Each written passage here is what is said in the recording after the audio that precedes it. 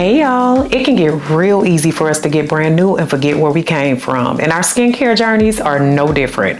Oftentimes, I have to remind myself of all the skincare mistakes I made in my 20s and at other ages. I'm talking like get the band-aids type mistakes. I mean like get ready to chip off the ash type mistakes. But we made it, and today we're talking those 6 skincare mistakes I regret and what I wish I did sooner. But I want to share the love. This shouldn't be all about me. Let me know some of the things that you're recovering from, and let me know if you can relate to some of the things I've done. And big thanks to Typology Paris for sponsoring today's video.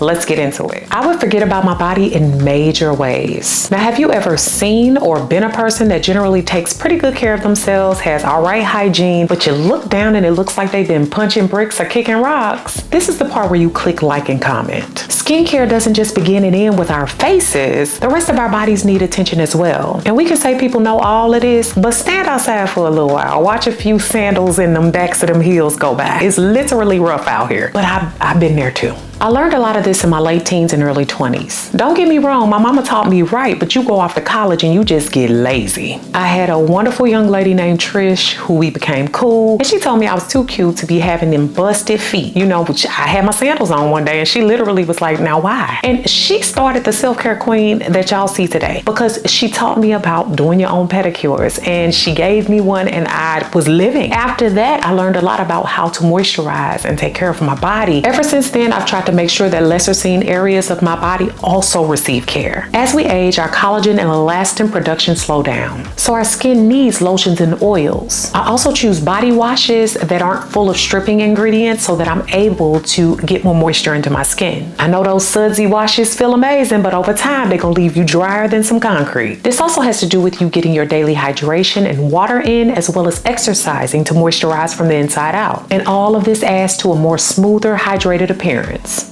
Over exfoliating like I hated my face almost took me out. In my youth, I got a hold of that St. Ives scrub, and y'all, I over buffed and over polished as if I was trying to take my face and my skin off. Anytime I had an acne mark, dark spot, scar, you could guarantee I was gonna make it 10 times worse. And let's be real, we love when we exfoliate and that skin feels smooth and we remove the dust, grime, and all the particles. But newsflash, you've also removed that protective layer of skin. That layer protects us from the environment and UVA and UVB rays, and it leads to us looking older than we are. I had to learn the basics of exfoliation. It could be chemical or physical. Chemical are like pills, serums, cleansers, and toners. They seep deep into the pores with longer lasting results, and you usually can find them suitable for all skin types. Physical, on the other hand, is abrasive through granules, beads, and brushes, and it seems to show results more instantly, but it's not really great for sensitive skin. These days, I do less physical across my face and body and stick to more chemical, and I limit this to 3 times a week or less. In fact, you might find you don't need hardcore exfoliants over time. Try one without abrasives and maybe like a chemical one, and I stepped into it with glycolic acid. And another thing, don't y'all hate when people say that? If using an abrasive scrub, limit exfoliation in each area to about 5 to 8 seconds. This can help avoid over exfoliation and causing more flaky patches, especially as your skin heals. Not moisturizing my face and body correctly or completely was killing me. I'm more of an oily and combination skin girl, and I used to think that exempt me from moisturizing. I mean, the last thing you want is for your skin to look even more oily, right? But another news flash. When skin is dry, it tends to overproduce oil to compensate. Don't believe me? Let your face get real dry like a brick, and those areas will still produce massive amounts of oil. So the trick to all of this is finding the right moisturizer with the right balance for your skin. If you have more oily skin like mine, look for a water-based and a lightweight moisturizer. And if you're acne prone, it's probably going to take some tries to see what works best to balance your skin,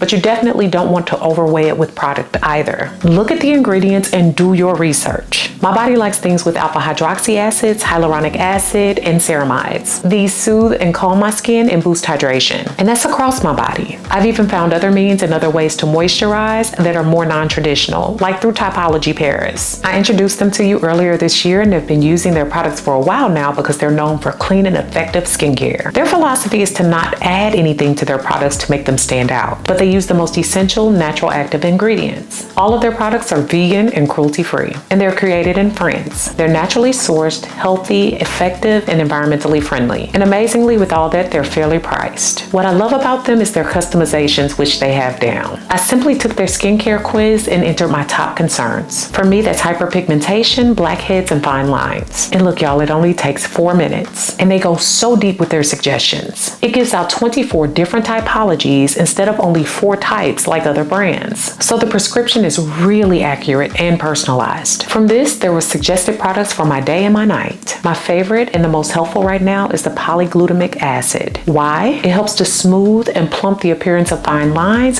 due to dehydration. So my skin looks more glowy and refreshed. And it really helps with lasting hydration. I apply morning and evening and apply to my face and my neck. And my skin feels more hydrated and smoother. And the red seaweed extract reinforces the skin's barrier. And with all my other products like their anti-mark serum, any dark marks on my skin, fresh and old, seem less noticeable. Click my link in the video description to take Typology's skin diagnostics test. When you use my link, you will get the peeling serum lactic acid for free with the purchase of $40 or more.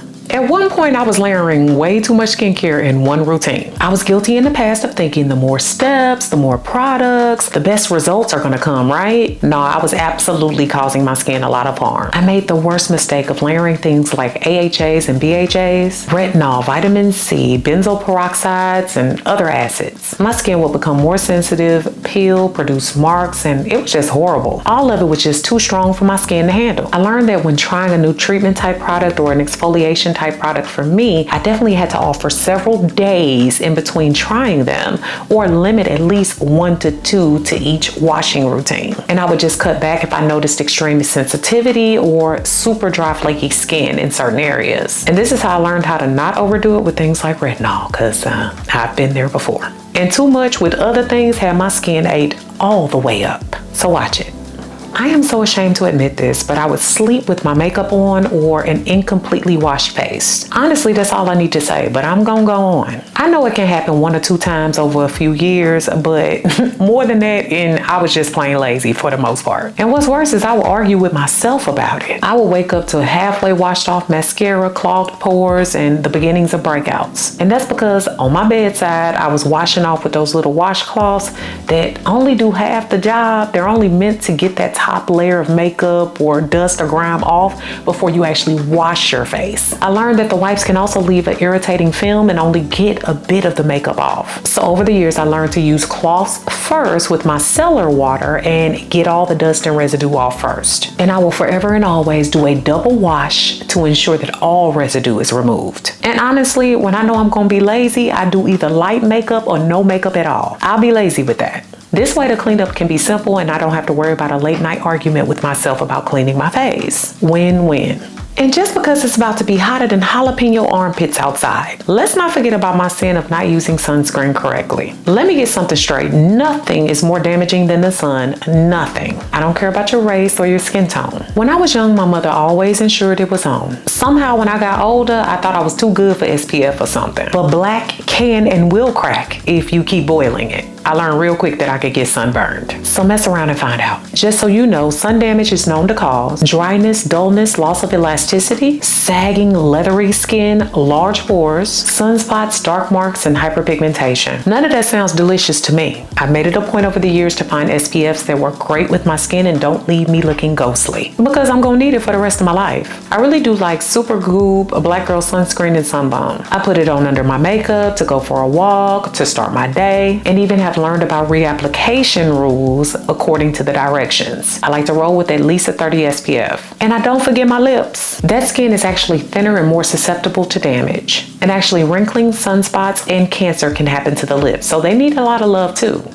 I do hope that y'all have enjoyed today's video and learned a bit from my skincare mistakes, because you don't have to make them too. And I want to thank Typology Paris for sponsoring today's video. And don't forget to click the link in my description to take Typology's skin diagnostics test. And when you use my link, you'll get the peeling serum lactic acid with your purchase of $40 or more. All right, y'all, make sure that you comment, share this video with someone who can use it, and subscribe. Thanks so much for watching, y'all. Beautiful brown baby doll. Peace.